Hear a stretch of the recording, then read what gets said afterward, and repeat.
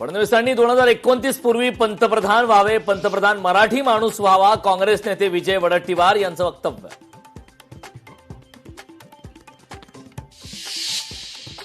अमरावतीतील रुग्णालय दुर्घटनेच्या पार्श्वभूमीवर नाशिकमध्ये धक्कादायक माहिती समोर. नाशिक शहरात तब्बल 195 रुग्णालयांचे फायर ऑडिटच झाले नसल्याचा खुलासा.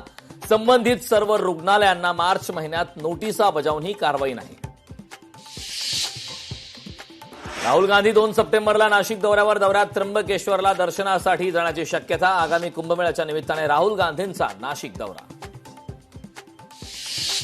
नंदुरबारमध्ये लोकशाही मराठीचा इम्पॅक्ट. मतदार रविता तडवींना मिळणार हक्काचे घर.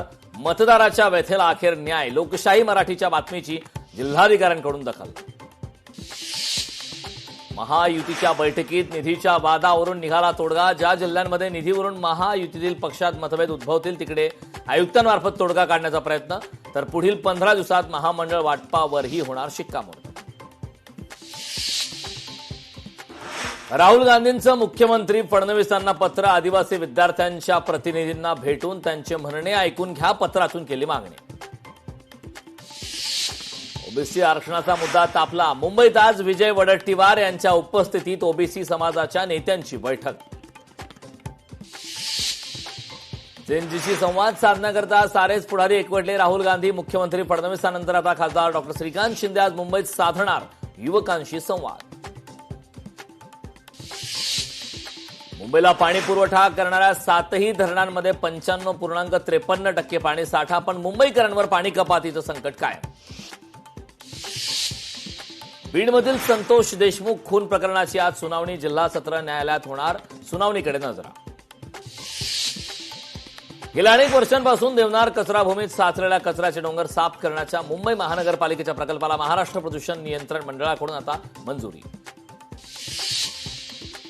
अनेक दशकांपासून वन विभागाकडे असलेल्या संजय गांधी राष्ट्रीय उद्यानाच्या 193 एकर जमिनीला संरक्षण मिळावे. सेव्ह एसजीएनपी गटाची वनमंत्र्यांकडे मागणी. रस्ते आणि उद्यानांसाठी वनजमिनींचे हस्तांतरण ही एक फसवणूक. वनमंत्री गणेश नाईकांचं वक्तव्य. टीडीआर प्रकरणी मंत्र्यांचे एकमेकांवर आरोप. मात्र ठाणेकरांवर कोट्यवधींच्या टीडीआरचा भार. ठाणेकरांच्या प्रश्नांवर मुख्यमंत्री गप्प का? डी दायाभाई कंपनीला दिलेला टीडीआर मुख्यमंत्री स्वाधिकारात का थांबवत नाहीत? सरकार या टीडीआर प्रकरणी पुनर्विचार याचिका दाखल करणार का? लोकशाहीचे सवाल. प्रकल्पवारितांच्या नावाखाली सरकारची घोर फसवणूक. कोट्यवधींच्या घोटाळ्याची माहिती लोकशाही मराठीच्या हाती. मुंबई अहमदाबाद हायस्पीड रेल्वेच्या कामात अधिकाऱ्यांचा गैरव्यवहार. लोकशाही मराठीने बातमी दाखवूनही अधिकाऱ्यांवर अद्याप कारवाई का नाही? सवाल उपस्थित.